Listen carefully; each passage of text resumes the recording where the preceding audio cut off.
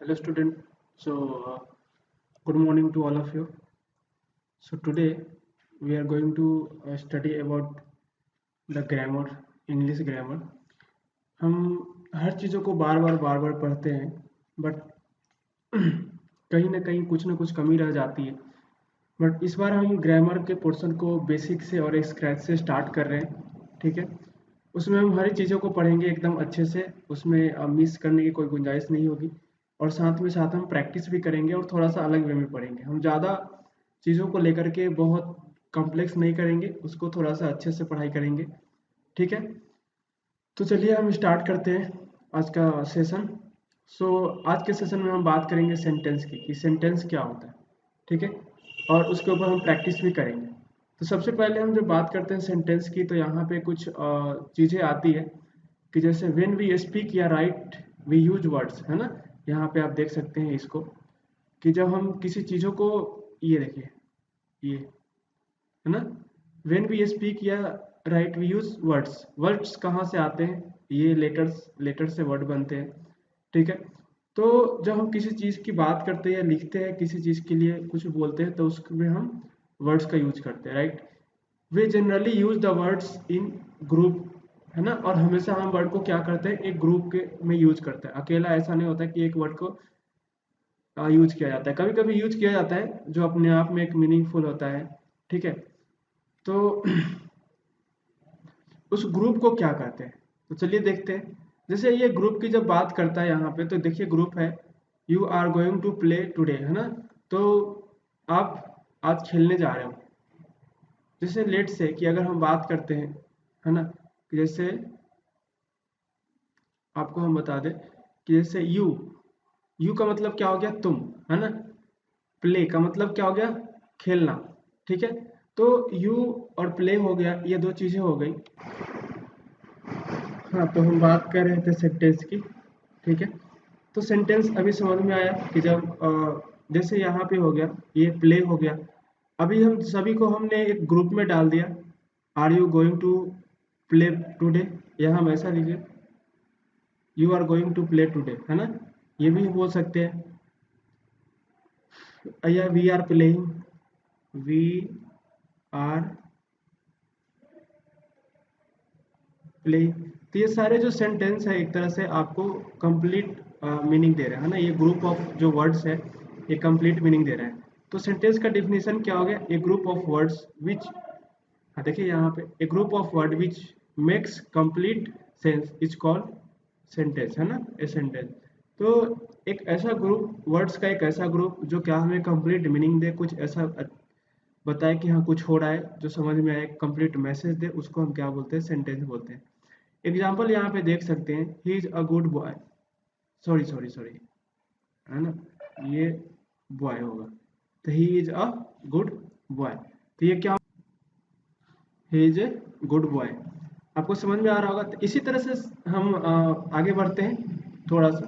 फिर अब यहाँ पे आइए, देखिए काइंड्स ऑफ सेंटेंस, सेंटेंस के कितने टाइप्स होते हैं ना। अब किस किस प्रकार के सेंटेंस होता है, इसको एक बार देख लेते हैं।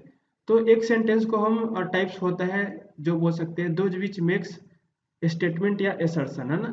जो कुछ कथन या कुछ वाक्य को बताता हो, मतलब एक सही मीनिंगफुल चीज़ों को, तो उसको बोलते हैं हम स्टेटमेंट या एसर्शन, है ना। तो वो देखेंगे इसके आधार पे एक टाइप होता है। दूसरा होता है दोज विच मेक क्वेश्चन, है ना। अगर कुछ वैसे सेंटेंस जो क्वेश्चन पूछते हैं, उसके आधार पे हम क्वेश्चन को कट, मतलब सेंटेंस एक का टाइप होता है। वेयर डू यू लिव, है ना, आप कहाँ रहते हो, ठीक है। तो इस तरह से those which express command request या इंट्रीट पे भी हम एक सेंटेंस बनाते हैं, है ना। तो ये थर्ड टाइप हो गया। उसके बाद फोर्थ टाइप में आता है विच एक्सप्रेस स्ट्रॉन्ग फीलिंग्स, है ना। वैसे सेंटेंस कुछ स्ट्रॉन्ग फीलिंग को एक्सप्रेस करते हैं, तो उसके आधार पे भी एक सेंटेंस हमारा बनता है। जैसे देखिए, be quiet, have mercy upon us, उसके बाद how cold the night is, है ना, व्हाट अ सेम। तो ये सारे सेंटेंस, चलिए एक बार देख लेते हैं टाइप ऑफ सेंटेंस को। डिक्लेरेटिव या असर्टिव सेंटेंस किसको बोलते हैं, ठीक है। तो ये सेंटेंस दैट मेक्स स्टेटमेंट या assertion is called a declarative statement, sorry, या असर्टिव सेंटेंस। कुछ वैसे सेंटेंस जो क्या करते हैं, मीनिंग बताते हैं, है ना, मीनिंग यानी वो कुछ स्टेटमेंट या एसर्शन है ना, जो जिसमें स्टेटमेंट या एसर्शन मतलब जो सेंटेंस रिप्रेजेंट करता हो उसको क्या बोलते हैं हम, डिक्लेरेटिव सेंटेंस बोलते हैं, है ना। जैसे सी प्लेज द पियानो, है ना, वह पियानो बजाती है।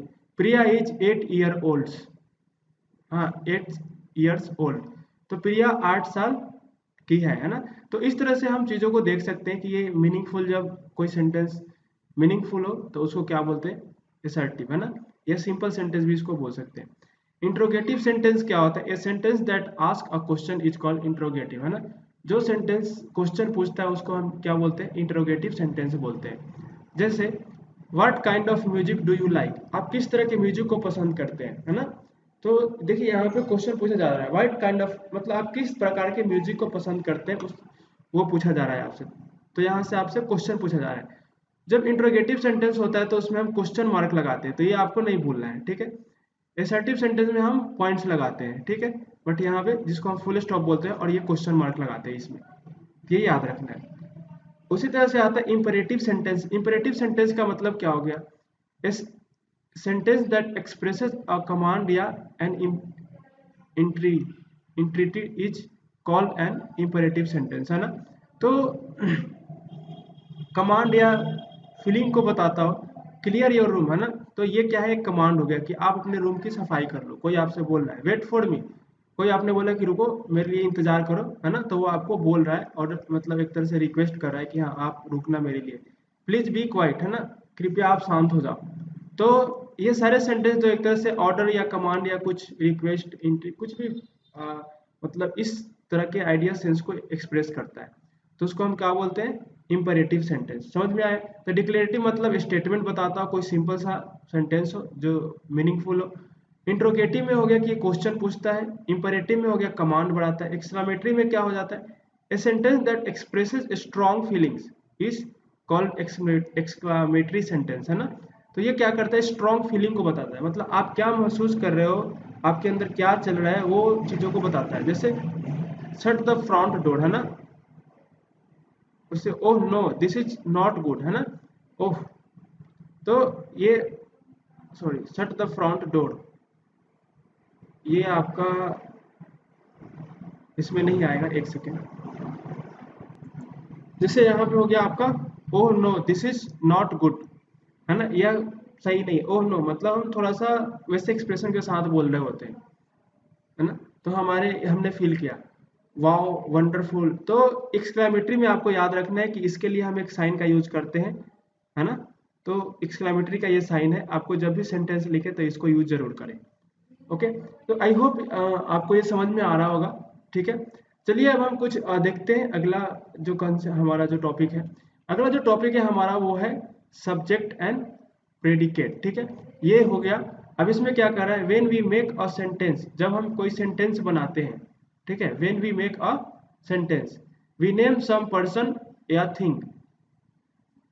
तो जब हम कोई सेंटेंस बनाते हैं तो किसी भी इंसान के नाम को या मतलब कुछ भी किसी भी चीज के नाम के बारे में हम बात करते हैं, उसको लिखते हैं, से समथिंग अबाउट दैट पर्सन या थिंग, और उसके बारे में हम फिर बात करते हैं। सबसे पहले तो हमें डिसाइड करना होता है कि कोई पर्सन व्यक्ति जिस, और उसके बारे में फिर हम बात करते हैं। तो ये सेंटेंस का एक रूल्स होता है।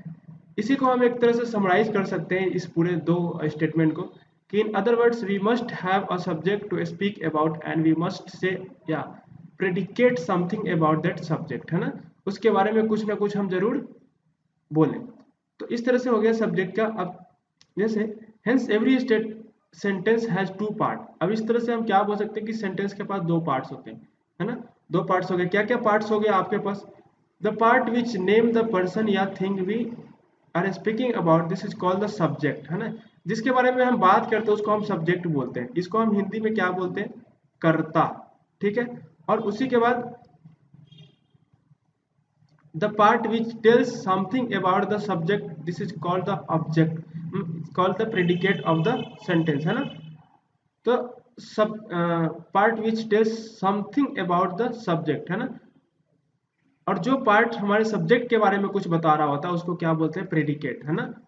ठीक है, तो इस तरह से हम चीजों को थोड़ा देखते हैं कि कैसे होता है, इसको हम एग्जाम्पल के थ्रू समझने की कोशिश करेंगे। चलिए समझते हैं। जैसे यहाँ पे एक एग्जांपल आप ले, Rahul wants to go market, तो यहाँ पे राहुल है, ठीक है। तो राहुल, ये क्या हो गया, हम राहुल, सबसे पहले तो हमने किसी के बारे में बात करना शुरू किया, तो सबसे पहले राहुल। अब राहुल क्या करना चाहता है, इसके बारे में क्या बात है, he wants to go market, है ना। तो एक राहुल हो गया, वो राहुल एक सब्जेक्ट हो गया जिसके बारे में हम बात करें कि ये मार्केट जाना चाहता है। तो यहाँ पे आपका ये क्या हो गया, ये हो गया आपका सब्जेक्ट, और ये क्या हो गया आपका, ये हो गया आपका प्रेडिकेट, ठीक है। तो इस तरह से चीजों को आप लिख सकते हैं, है ना। तो ये प्रेडिकेट हो गया, ये सब्जेक्ट हो गया। I hope this is clear for you. Okay, चलिए नेक्स्ट हम देखते हैं। The subject of a sentence usually comes first but occasionally it is put after the predicate as, है ना। हमेशा जरूरी नहीं होता कि सब्जेक्ट जो है आपको फर्स्ट में ही आएगा, वो प्रेडिकेट के बाद भी आ सकता है, मतलब लास्ट में भी आ सकता है। जैसे एग्जांपल देखिए यहाँ पे, हियर कम्स द बस, है ना। तो यहाँ इसका मतलब होगा कि यहाँ पे बस आती है, बस यहाँ पे आती है, यहाँ पे बस आती है ना। तो हियर कम्स द बस, तो बस जो हो गया यहाँ पे, ये क्या हो गया, सब्जेक्ट हो गया, क्योंकि हम बस के बारे में बात करें कि बस यहाँ पे आती है ना। तो हम सब्जेक्ट कौन सा हो गया, बस, तो ये सब्जेक्ट हो गया और ये आपका प्रेडिकेट हो गया, ठीक है। आपको समझ में आ गया होगा। In imperative sentence the subject is left out as, है ना। इम्पेरेटिव मतलब जहाँ पे जैसे देखिए सिट डाउन, है ना, जहाँ पे हम ऑर्डर देते हैं सिट डाउन, तो यहाँ पे क्या बन गया, यू जो है वो किसी ना किसी को हम बोल रहे हैं कि sit down, hey you sit down बोलते हैं ना, हे यू सिट डाउन। तो इस तरह से करके हम चीजों को मतलब बोलते हैं। तो यहाँ पे जो सब्जेक्ट है वो छुपा हुआ रहता है। थैंक हिम, अगर हम किसी को बोलते हैं कि तुम इसको थैंक करो, सो हे राहुल प्लीज थैंक हिम, है ना। तो यहाँ पे या यू थैंक हिम, तो इस तरह से बोलते हैं कि तुम उसको धन्यवाद बोलो या उसको धन्यवाद दे दो, है ना। तो यहाँ पे भी क्या है, यू जो सब्जेक्ट है हमारा वो छुपा हुआ, और इसमें भी यू छुपा हुआ है, जिसको आप समझ सकते हैं। तो कभी कभी सेंटेंस में ना सब्जेक्ट छुपा हुआ रहता है, तो यहाँ पे इंपेरेटिव में कुछ वैसे ही सेंटेंस होते हैं जहाँ पे सब्जेक्ट छुपा हुआ रहता है। तो आपको समझ में आ गया होगा। चलिए कुछ इसके ऊपर ना प्रैक्टिस कर लेते हैं हम। प्रैक्टिस में क्या है, सबसे पहले देखिए हम 5 क्वेश्चन आपको प्रैक्टिस करा देते हैं, बाकी 5 क्वेश्चन आपको खुद से करना है। तो ये क्वेश्चन क्या है, इन द फॉलोइंग सेंटेंस, देखिए यहाँ पे आपको दिया हुआ, in the following sentences separate the subject and predicate, ठीक है। आपको सब्जेक्ट एंड प्रेडिकेट सेपरेट करना है। जैसे क्वेश्चन नंबर 1 में हो गया, द क्रैकलिंग ऑफ गीज सेव्ड रोम, है ना। तो क्रैकलिंग ऑफ गीज, क्रैकलिंग का मतलब होता है हंसना, थोड़ा सा कस कस के हंसना, ठीक है। और ऑफ गीज, गीज हो गया एक पक्षी का नाम होता है, गीज जिसको हम बोलते हैं गूज, है ना।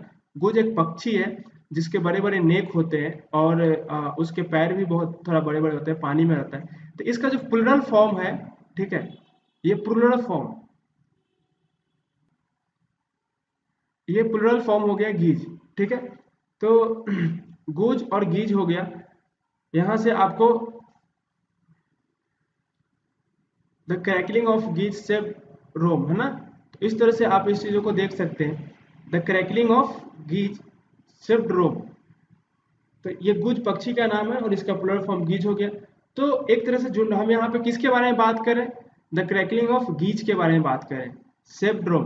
तो ये जो क्रैकलिंग एक एक ही मतलब ये सब्जेक्ट है और इसके बारे में हम बात करें, तो इसलिए हमारा यहाँ पे क्या हो गया, अभी आप देख सकते हैं कि आपका जो यस जो सब्जेक्ट है ना, ये हो गया आपका सब्जेक्ट। सो ये सब्जेक्ट हो गया और ये हो गया आपका प्रेडिकेट, ठीक है। तो ये हो गया आपका प्रेडिकेट, सॉरी, ये आपका प्रेडिकेट हो गया, है ना। तो ये सब्जेक्ट और ये प्रेडिकेट। उसी तरह से आप देख सकते हैं, the boy stood on the burning deck, the boy, है ना। तो हम किसके बारे में बात कर रहे हैं, the boy stood on the burning deck. तो ये जो लड़का है वो बर्निंग डेक पे स्टूड कर जाता है, तो हम किसके बारे में बात करें, द बॉय के बारे में। तो आपका द बॉय क्या हो गया, सब्जेक्ट हो गया, और बाकी ये जो क्या हो गया आपका कर देते हैं, ठीक है। तो ये आपको समझ में आ रहा होगा, बर्निंग डेक। उसका अगला क्वेश्चन है, Tubal Cain was a man of might, है ना। टूबल केन क्या है, हम टूबल केन के बारे में बात कर रहे हैं ना।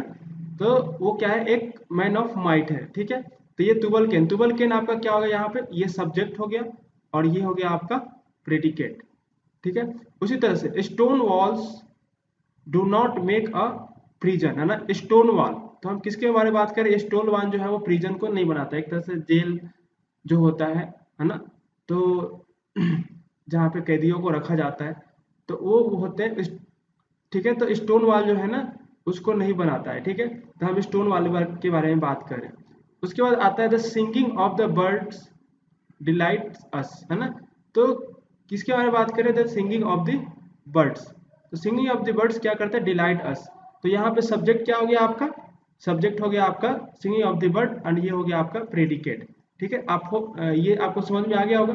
तो इसी तरह से आपको जो बाकी होमवर्क के लिए क्वेश्चन दिया हुआ है 1 to 5, इसमें सब्जेक्ट एंड प्रेडिकेट आपको फाइंड आउट करना है। ठीक है, तो क्या करना है, सब्जेक्ट एंड प्रेडिकेट। ठीक है, तो ये आपको चूज करना है यहाँ पे।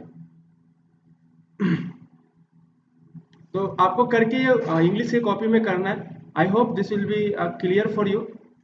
Thank you.